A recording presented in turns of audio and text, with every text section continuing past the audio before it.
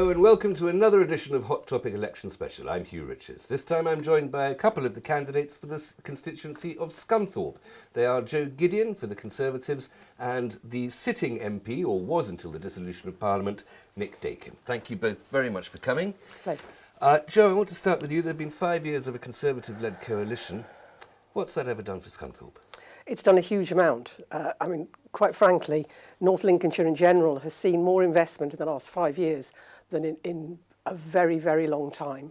And Scunthorpe will benefit from its location. Scunthorpe, because of its prime location in the region, is in two local enterprise partnerships, north and south of the Humber. And we know that the Humber Enterprise Zone is the largest in the country. Massive, massive, massive amounts of investment are going in there.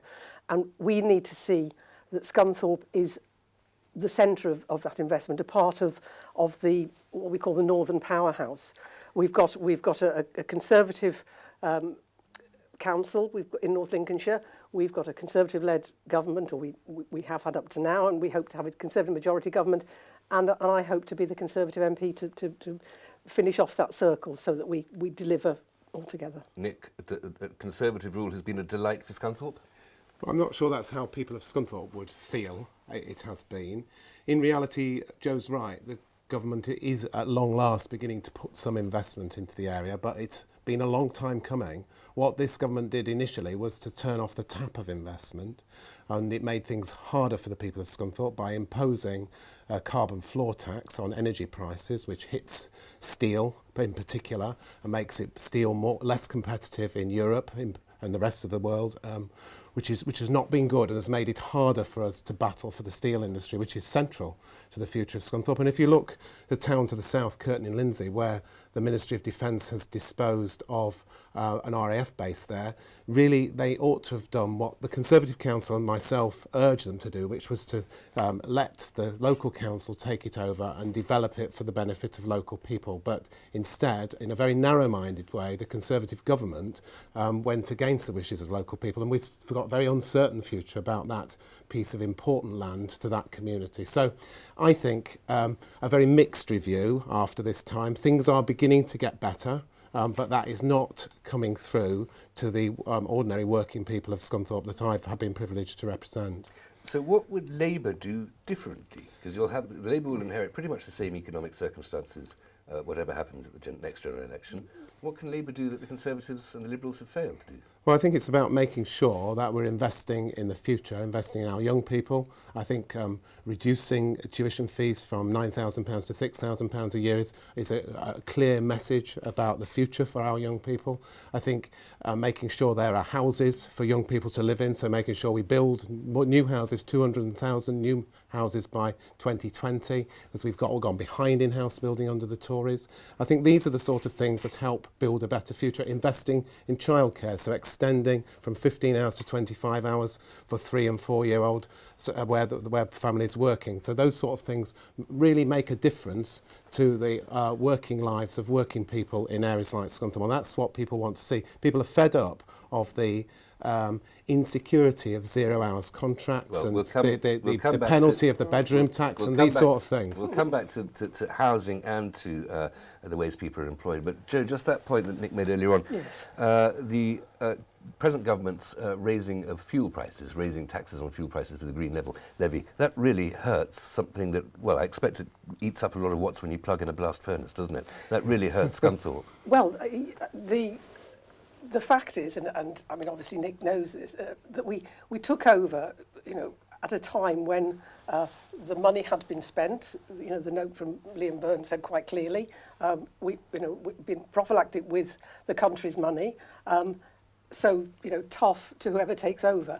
And I think people in Scunthorpe recognise that we had to get the economy back on track. Without that, there would have been no future for the steel industry and for local people. So it was hard, and I think that it's recognised internationally, not just nationally, that this Conservative government has actually turned around the economy in a way that no other European country could do, no other country in the developed world. So you know, I think we have to recognise that. I absolutely agree with Nick about investing in our young people. We've created 2 million apprenticeships in this last 5 years, and another 3 million promised by 2020. We'll come on to young people and housing. Can I just come back, because the Conservatives have been very good about selling a myth about the way in which they've delivered on the economy. In reality, what happened was the new government came in and said it was going to clear the deficit in 5 years, and it ridiculed Alistair Darling, the then Chancellor, who said he was going to halve the deficit in 5 years. What this government has done is it's just about halved the deficit in 5 years. And the reason it's struggled is because it turned off the tap of investment when it came into power. It really shunted down the spending, and it also imposed a hike in VAT, which cut down personal spending. So the economy ground to a halt when it was just recovering. Thank goodness now, because Osborne, 2.5 years later, after his omnishambles budget, changed the tiller and began to do some more Keynesian pumping of money into the economy with quantitative easing, and that's what he actually did. That's why we see the recovery now. If it continued with the policies of the Brown-Darling getting things better, we would be in a much stronger position now than we actually are. Well, we know that we're very familiar with the Conservative term about the long-term economic plan, and we know what it is because we've been watching it for the last 5 years or so. The Labour plan is to pay down the deficit, but not to try to start paying down the debt. Is that correct? No, what we've said is that we will take steps to reduce the deficit very effectively, and that will obviously mean reducing the debt. Interestingly, debt has risen faster under this government than it did in 13 years of Labour government. So debt is at a high at the moment because of the policies of this government. But we do need to reduce the deficit. We do need to get that house in order. But what Labour has said is that we need to also have money to continue in investment. And the big difference on the numbers is the £30 billion Labour is saying that we will use on investment, which gives us which will allow the growth in the economy that the economy needs, rather than hitting people the £12 billion so of Nick, welfare where is cuts. this 30 billion going to come from? Because quite frankly, I think Ed Balls gave an account for about 0.1% of that money. There is no plan, and I think the challenge for the people of Scunthorpe is you know, you say this, and yet there is no evidence that Labour can generate enough money without borrowing. And we all know what borrowing means. Borrowing means that people are going to be having to spend more on everything. You know, that there's going to be more higher taxation and borrowing. And for ordinary people, ordinary working people, that means that they will struggle. And we will lose jobs. And I know we come on to the 0 hours later, but this whole kind of in some ways suggesting that Labour can solve all the problems by getting rid of 0 hours working. You know, we have now got over 2 million people into work who would otherwise be getting unemployment benefit, getting job seekers allowance, and really struggling, and their families would be really struggling. Just touch on that point, though, that the sooner you pay down the deficit and the debt, then the sooner you can reduce taxation, and nobody likes paying tax. Is that not a good point? Well, these things are very complicated, and if you listen to the independent, the Institute of Fiscal Studies, that they say that actually reducing the debt too fast has a problem because it also reduces growth, because you're basically three things to play with, which are growth, taxes and spending, and you need to use all three of those things in an intelligent way. What the Conservatives did after the last election... You know, look at the growth that we've had in the last couple of years. I mean, everybody, you know, we are recognised across the world for the successful management of the economy.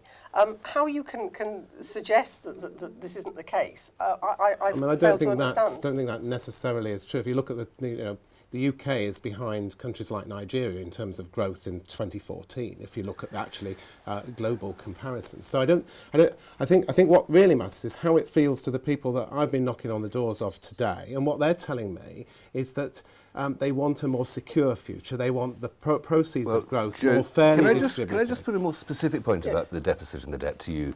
That as these gilts, the government bonds, are paid off, and the interest on them is paid off, that is itself a sort of Keynesian payment by the government into the economy. That is a kind of paying off the debt is effectively a sort of secondary form of quantitative easing or of government investment via a private bond market. That's quite a healthy thing to have going, isn't it? Look, I don't want to get too complicated because I think the people of Scunthorpe really don't want, politicians to be talking, if you like, sort of highbrow. They're economics. very sophisticated, the people of Scunthorpe. Absolutely. I think I'm not attempting in any way to suggest that they're not sophisticated, but what I am saying is that we just want to talk, simple concepts, which is that if you grow the economy, we've invested, I think, more than any other government since Victorian times in infrastructure. So connectivity, broadband, railways, all these things which will make Scunthorpe a much more connected part of the country and much more prepared for all the new opportunities that are coming. That's what we need to talk about. Well, that's really a list of infrastructure projects, Nick?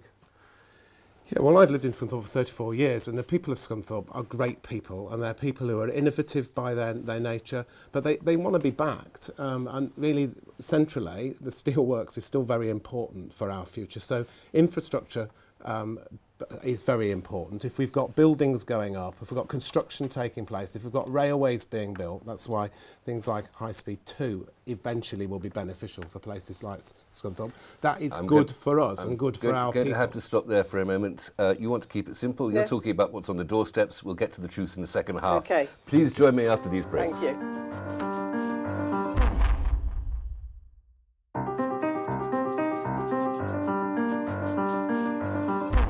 I'm still with Nick Dakin, Labour candidate, and Joe Gideon, Conservative candidate for Scunthorpe.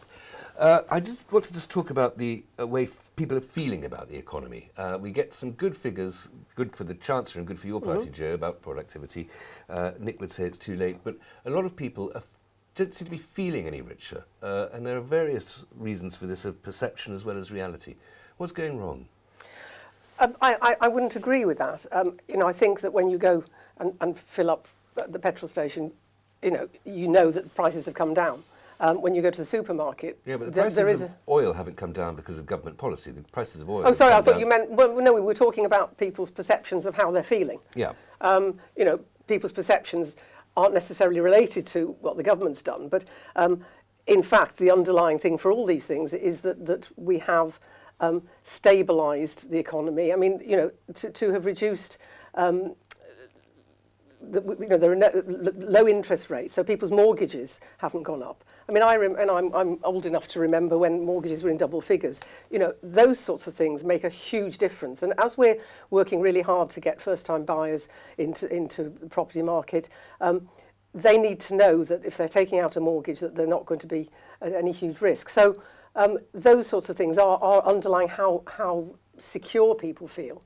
And I think it's that security of knowing that they can pay the family bill at the end of the month. Well, Nick, do people feel, as new jobs are created, do people feel that they can pay the bill at the end of the month and the month after that? I think people feel things are getting a bit better, and about time too, but they don't feel secure. They feel insecure. They've £1,600 a year worse off since 2010 to now. That's what has been taken out of family incomes.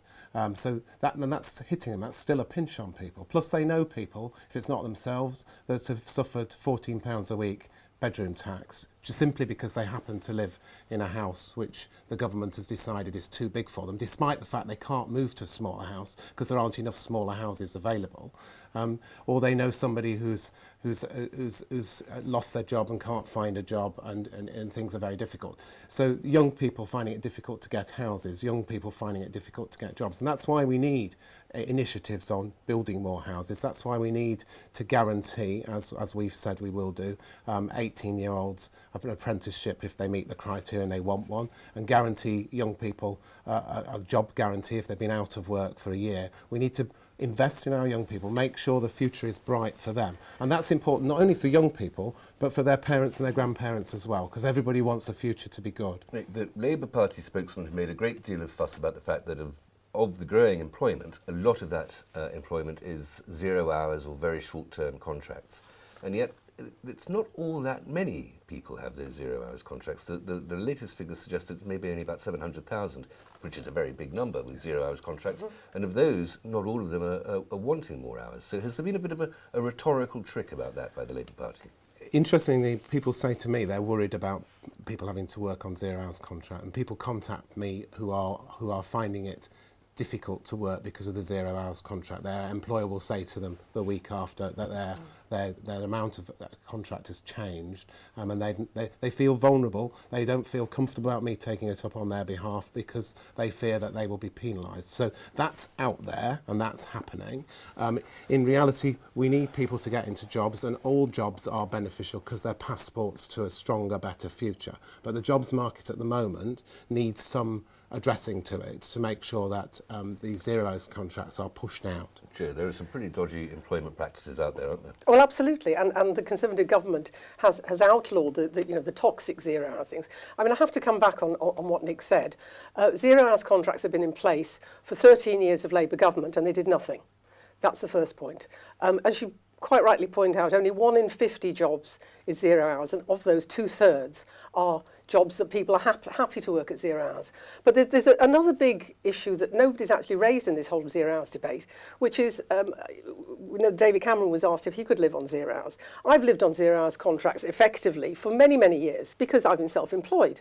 Now, if you look at how many people in Scunthorpe run their own small businesses or are self-employed, if you're a window cleaner, an actress, own a small shop, you'd have no guarantee of what your income is. You have to work, according to what you can and how the economy is doing. Now, if the economy is not doing well... So effectively, 0 hours contract just means you're self-employed, but you only have one client and you can't get other clients, doesn't it? No, I mean, effectively... Reverse monopoly of demand rather than supply. When we're talking about 0 hours contracts, it's about people wanting a guarantee of a certain amount of income at the end of the month, which is wonderful, and we'd all like that.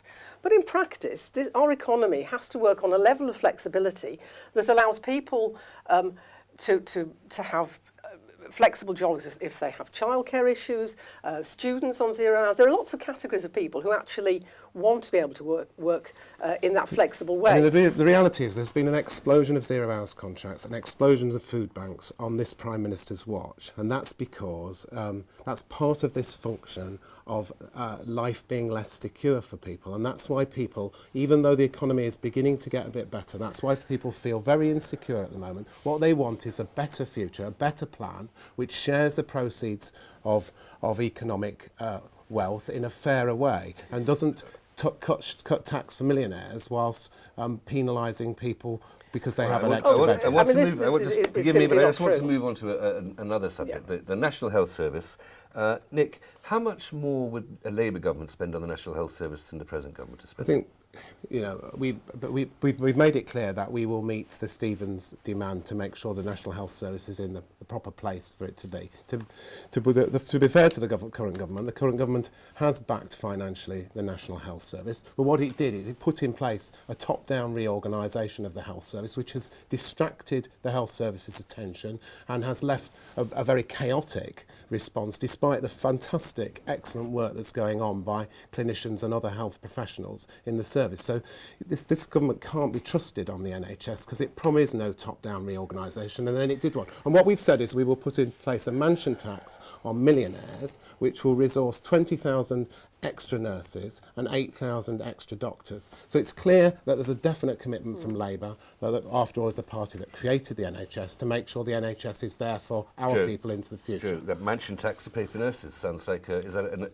an accurate equation? No, of course it's not an accurate equation. I mean, the fact is that we've created more jobs, more doctors, more nurses, more midwives in this Parliament than previous Labour governments. And what we have had to do is to cut down, if you like, what I deem the pen pushers, the people that have not added value at the front end of the NHS, and that has had to happen because we've had to have public sector cuts. So you've made a load of people unemployed, and then you've taken them back on again at high salaries, paying them off and by taking them back on again. That was the result of the health the fact is, changes.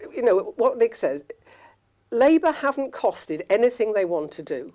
So they're going to promise, and they have been promising, help for small business, help for almost every sector of the community, you know, extra funding for the NHS, and there is absolutely no plan whatsoever as to where the money's going to come from. Every one of Absolutely our promises is carefully costed I have seen many interviews. and precise and definitely there. Yeah. Absolutely not. Let's move on to the big picture high politics after the general election here. You're racing us on here. Nick, how happy will you be sitting on the green benches next to Alex Salmond in some sort of supply and confidence arrangement? Well, of course, with Alex Salmond is fighting an currently Liberal seat, and one hopes for once that the Liberals win, so that Alex Salmond doesn't end up on the green benches. You know what I'm asking? How happy would Labour be in some sort of arrangement with the Scots Nats? Is that likely? I don't think it's likely at all. Labour at the moment is a hand-to-hand fight in Scotland to win every seat. And it is Labour that's taking the fight to the Scots Nats. With all due respect to my Conservative colleagues, they weren't terribly present during the referendum campaign. It was Labour activists on the ground across Scotland that won that referendum campaign. And it's now those same Labour activists that are up against an insurgent SNP and having to put the argument for the union. And the union is very important, and it ill beguiles anybody to play politics with the union. We need to be united behind that. It is just, I only ask because the people of Scunthorpe, as they decide where to put their cross on voting day, will have to speculate to think there's a possibility here that there could be all sorts of different arrangements for the parties. And I ask the same question to you, Joe. Why is it that so few parties are willing to go into any sort of arrangement with the Conservatives? Well, I absolutely agree that if people put a cross on the Labour ticket in Scunthorpe, they're going to get Alex Salmond and Nicola Sturgeon, basically setting the entire agenda for England and for Scotland.